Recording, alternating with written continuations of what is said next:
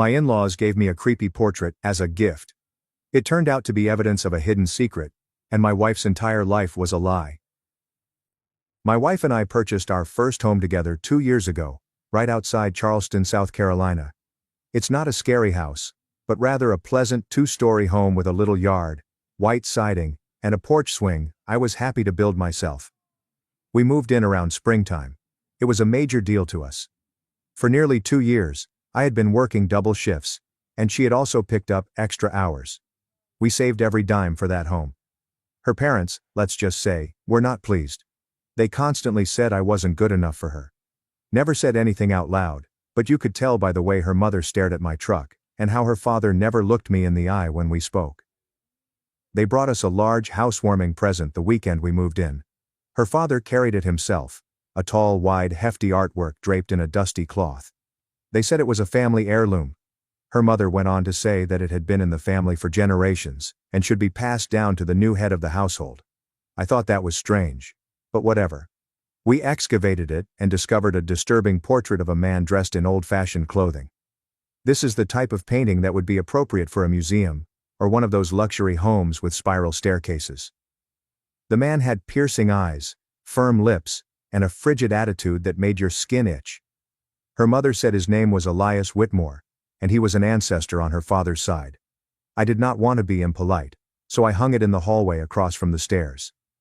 Every time I walked down at night, it felt like his gaze was fixed on me. I assumed I was dreaming things. Weeks passed, and I still couldn't shake it. I didn't enjoy strolling past it. It wasn't simply creepy. Something about it seemed odd. The lighting in the portrait did not correspond to the way the man's face was tilted. The shadows appeared odd. His clothes did not appear to be as ancient as they should be. But the key thing is his face. There was something familiar about it. One night, I was home alone. My wife was working an evening shift at the hospital. I was halfway up the stairs when I paused to stare at that stupid painting. I'm not sure what came over me, but I snatched it from the wall and brought it down to the basement. I sat under the lone hanging light, staring at the painting. I turned it over. The rear was tightly sealed with an old paper label glued to the frame, similar to those found on museum items. It said, Elias Whitmore, 1883. I did a Google search for the name. I discovered nothing. There are no historic records, no ancestry searches, and nothing in local archives. That's when I began digging. Over the next 2 weeks I began posting images of the work to online art communities and Reddit threads. One person responded, saying it looked remarkably identical to a painting in a historical collection in North Carolina, except for the background, which was completely different. The original painting had an ocean behind the man. Ours had a field with a house in the background. The guy even provided me with a picture of the original. He was correct. The same man, in a different setting. I returned to examine the painting frame. There was something wrong about it. I pulled on the backing until I could take it off. A folded yellowed paper was inserted below the canvas, between the wood and the backing board. It was brittle but still legible. This was a letter. It was dated 1972 and signed by someone named Benjamin Whitmore. In it, Benjamin discussed concealing the truth and cited a necessary lie to maintain the family name. He explained that the portrait was produced to commemorate someone who did not deserve it. That Elias was a blemish on the family, and that the original had been repainted, literally painted over, to conceal the reality. I am enraged now. I brought the painting to an appraiser in downtown Charleston. The guy owned a modest business filled with dusty frames and antique furnishings. He looked at it for around 20 minutes before confirming my fears. It was not 1800s work. He claimed it was painted in the 1970s, not a reproduction, but an intentional fake designed to appear older. I shared all of this with my wife. Initially she believed I was overreacting, said her parents might not have known. But I urged her to ask them. She called her mother that night, while I sat close. When she mentioned the image, her mother went silent, then stated she didn't want to discuss it and hung up. That was it. The strangeness escalated into full-fledged mistrust. I returned to research mode and began hunting up public records related to her family. Marriage certificates, obituaries, whatever I could get my hands on. I eventually discovered something. An article from 1974 about a man called Elias Whitmore Jr., who was arrested in connection with several disappearances in the Charleston region. He was not convicted, but he was considered the primary suspect in at least 4 missing people cases, 2 of which involved children. My blood became chilly. The photograph in the article depicted a man who looked just like the one in the painting. The same face, same dead eyes. I printed it out, placed it beside the painting, and showed it to my wife. She became white. She said she'd never heard of this dude. She called her father this time. He denied everything, claiming I was digging up rubbish, that Elias was a misguided relative. They claimed it was all gossip. That's when I realized it was a cover-up. They knew. I asked them directly why they handed us the painting, and why now. Her mom just responded, "It was time." It was time. After that, something inside of me cracked. I began to consider the words in the letter, covering up the truth, protecting the family name. They gave me the portrait knowing full well who the man was. Not a proud ancestor. A predator. A creature they wished to keep secret. I couldn't sleep after that, and walking past that item made me want to destroy it. But suddenly something struck me. Perhaps they gave me that painting as a peculiar test. Or perhaps they wanted someone else to bear the load. Whatever it was, I was not going to be quiet. I did not tell my wife what I intended to do next. I wasn't sure what I was going to do, to be honest. But I knew I couldn't give it up. I began digging more into those old case files. I took time off work. I told my supervisor it was family related, which was probably accurate. I walked down to the Charleston County Library archives and gained access to the microfilm records. The name Elias Whitmore Jr. appeared far more frequently than I expected, not only in newspapers, but also in police logs, cases that were closed with no arrest, unusual accidents, and even arson. The more I read, the more it felt like everyone simply stopped talking about him after 1975, as if someone flipped a switch and erased him from local history. But here's the twist that knocked me out. One story cited a family portrait shot at the 4th of July parade in 1971. I received a copy. I stared at it for an hour before realizing who else was in the photo. An adolescent version of my wife's father standing 2 steps behind Elias. Smiling. I likened it to the wedding album my wife's parents had lent us when we were preparing our own wedding. There was a man in one of the group images, off to the side and cropped halfway. Nobody had ever told me who he was. I assumed he was simply a random uncle. The same man. Elias. He had been at their wedding.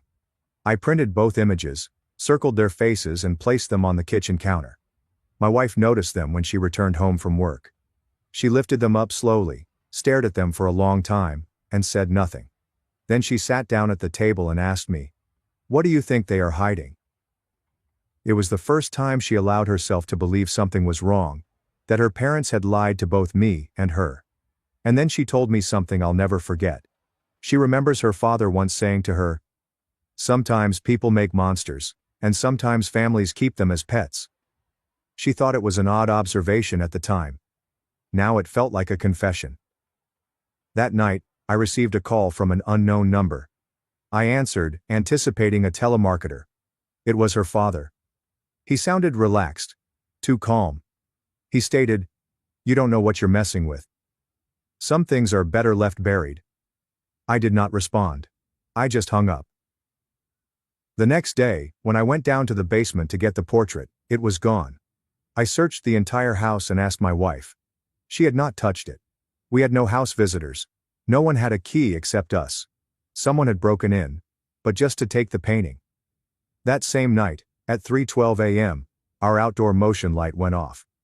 I checked the camera. A tall man in a dark coat strolled past our yard and glanced right at the camera before the feed became static. Police discovered no evidence of forced entry. Nothing was stolen, just the painting. And the footage was gone from the cloud the next morning, wiped clean.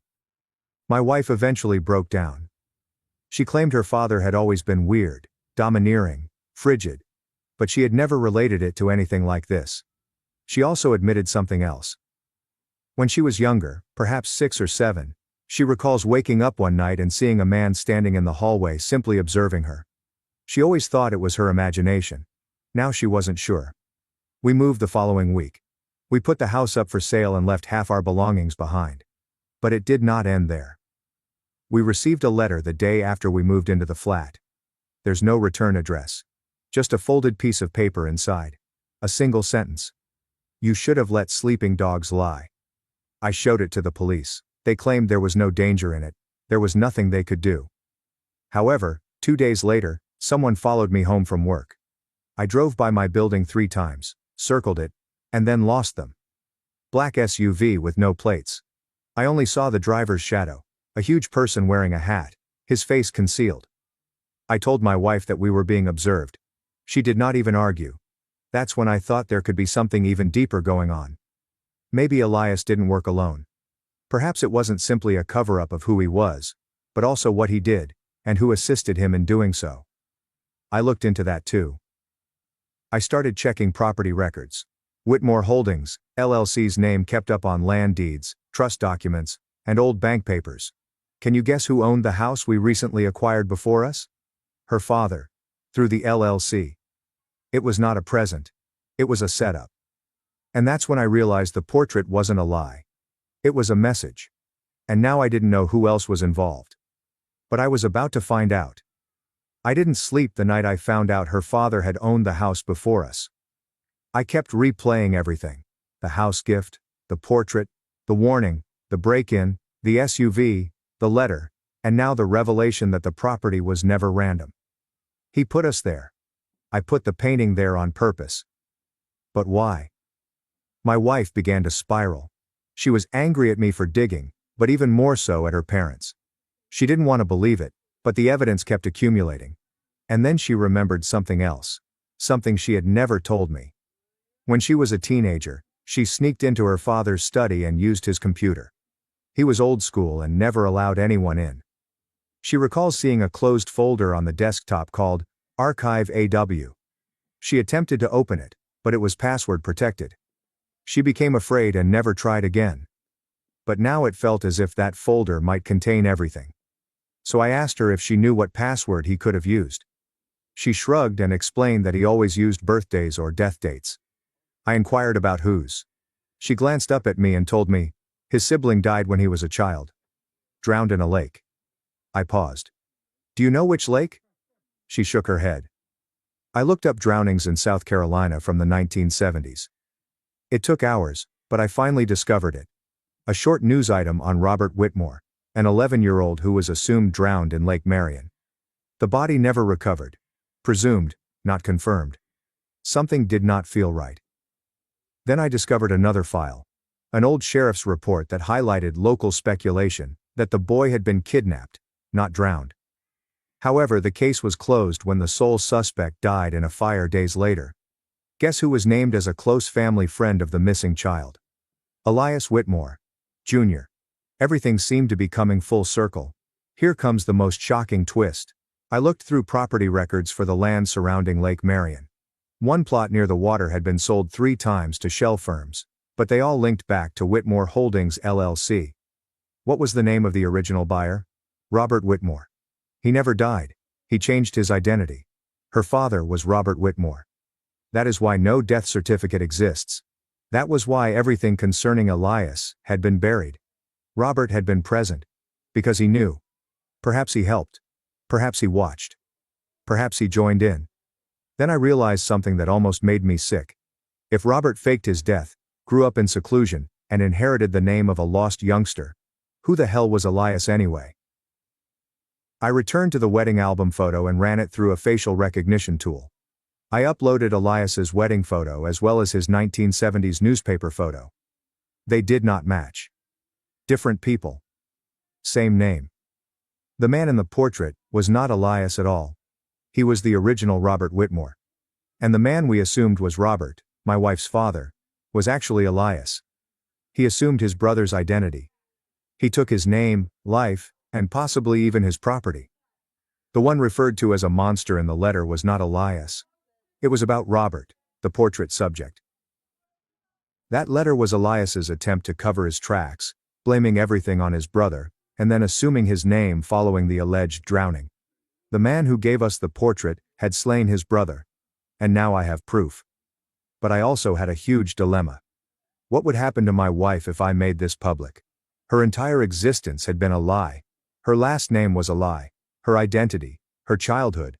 All of it stems from a cover-up related to a murder. Perhaps more. Even worse, someone still wanted it buried. Because while I stood there holding both images, trying to decide what to do, there came a knock on the door. Not a strong or violent knock, but rather a calm, gradual knock. 3 mild taps. When I opened it, no one was present, but on the doormat was a framed photo of the same size as the image. It was a reproduction of our wedding photograph. Only this time, someone had drawn a red X on my face. After seeing the photo with the red X, I realized it was war. I did not contact the cops this time. I knew they would not do anything. There was no evidence, no fingerprints, only quiet. But I couldn't just sit there waiting for the next message, the next fear tactic. So I probably did something wrong. I broke into my father-in-law's home. It was vacant. I made certain he and my mother-in-law were out of town. They were visiting her relative in Georgia. I had 2, maybe 3 hours till someone checked in. I went straight to his office, which featured the same desk my wife had seen as a child and the same old computer. I had carried a USB stick and a little camera with me. I fired it up and entered Robert's birth date from the drowning article. Password worked. The folder opened. What I found still keeps me awake at night. Dozens of documents, newspaper scans, images, family names, school data, and missing people from the 1970s and 1980s. Every file was tagged with dates and annotations, some in code, some in plain text. One folder was named Control. Inside there were notes regarding memory sculpting, identity rebuilding, and risk elimination. I scrolled till I found a folder with my name. That's when I realized something unexpected, something that knocked the air out of my chest. He had been following me for years. There were images of my social media accounts, records of job applications, and even notes from interviews I had 10 years ago. He knew where I lived before I ever met his daughter. He knew who I'd dated before her. There were notes about my family's financial concerns, as well as my father's health issues. I was not chosen by coincidence. He chose me. I was simple to handle. Someone without family around. Someone who would be glad for a house, a gift, and the opportunity to feel like I belonged. The portrait was more than just a symbol of family. It was a test. Could I keep this secret? Would I bury it as they did? I've downloaded everything. I left the house just as I found it. But by the time I arrived home, my wife had left. No note, no call. Her phone is dead. I checked the security footage. Someone had turned it off 5 minutes before the last alert. It had to be him. I contacted the police. This time, I had genuine evidence. I forwarded the files to a journalist acquaintance I knew from college who worked in Atlanta. He called back in a panic. "Man," he asked, "do you realize what you just given me? These individuals bought off cops, judges, therapists, and social workers. There are names in here who still hold influence." He instructed me to remain quiet. I couldn't, especially while my wife was missing. 3 days have gone by. There's no word. Then a package arrived. There's no return address. Inside there was a burner phone. It lights up with a single message. "Meet me where it all began. Lake Marion." I knew it was him. I drove out there. Didn't tell anyone. I did not bring a firearm. Just the phone and a USB drive. I discovered him standing on the dock. My wife stood alongside him. She appeared pale and bewildered, as if she had been crying for days. He turned around, calm and cold. "You should have stopped," he stated. "You could have had a quiet life." I asked him what he had done to her. He said, "Nothing. Yet." And that's when I made my decision. I took out the USB and threw it in the water. For the first time he appeared shocked. I explained, "It's backed up in 3 locations. Try me." He glanced at me before turning to face my wife. "See? He's exactly like me. That wrath, that instinct. It's in all of us." She said nothing. Then she took a slow step back and pushed him. He slipped, lost equilibrium, and fell into the lake. He didn't get back up. We waited. Nothing. My wife murmured, "He always said he couldn't swim." She never looked away from the lake, neither did I. The files became public a week later. My journalist friend published everything. The story made national headlines. People were arrested, judges stepped down. Families brought suits. It ripped open a portion of Charleston that no one wanted to confront. We moved. We changed our names. She took therapy seriously. So did I. But here's something I'll never forget. I had the opportunity to stop early on. I saw the indications. I kept digging even after she begged me to stop. I thought I was doing the right thing, but I dragged her to hell.